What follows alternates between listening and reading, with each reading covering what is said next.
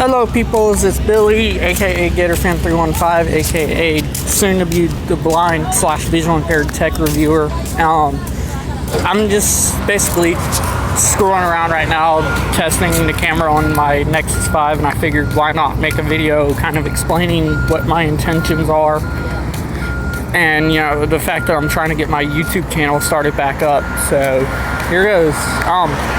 So let me start. Way back in 2010, I actually, let me start before I get to that point.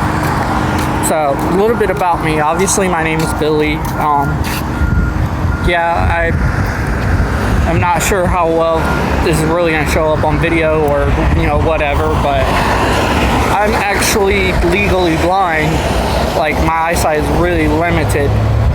And so basically, of course, that visually impaired, but anyways, so with that being known, my intentions are to basically do a YouTube channel where I can do tech reviews through the eyes of the visually impaired, because as I'm sure a lot of people know, thanks to Samsung back in 2011 with the Galaxy Note, that kind of started a trend of phones getting bigger and bigger and bigger. And yes, there's millions of tech reviewers out there you can watch. Yes, you probably wouldn't even have to really do much looking and wouldn't even have to really search to come across a tech reviewer. But the thing where my intentions with YouTube are to be different is the fact that most tech reviewers are fully sighted, and they therefore when they get these big phones like the Note 2 and Note 3 and all that, most of them, they just focus on how is it more functional. And that's not a bad thing at all. Not saying that's a bad thing. Actually, that's a lot of the reason why I love being on YouTube. But my intentions are to take those very same devices, for example, the Note 3s, the HTC One Maxes, the Galaxy Megas, the Xperia Zs, phones like that. My intentions are to be able to try to review phones like that just due to their size. Basically, like I said earlier, I'm visually impaired. So, things like that, phones that big would be perfect. And I could sit there and get those very same phones, and rather than do the traditional, this phone can do this, this, and this because it has these specs, and therefore it's good for this reason. My intentions are to get those same phones, for example, like the Note 3 or whatever, just using that as an example. I could get that phone, and as I said, I'm visually impaired, so I could sit there and look at that phone as, hey, this phone is good for this, and this reason. It would be perfect for someone with low vision for this reason, or no, it would not be for whatever other reason.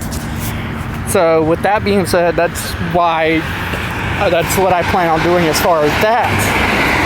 Now, a little bit about myself.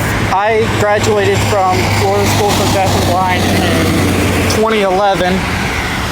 Like I said, because my eyesight. But way back before then, back in February of 2011, I believe it was, I actually did originally start a YouTube channel, which is why it has the name GatorFan315, because I kind of started that doing tech reviews, but of course, finishing up high school, I had to do that.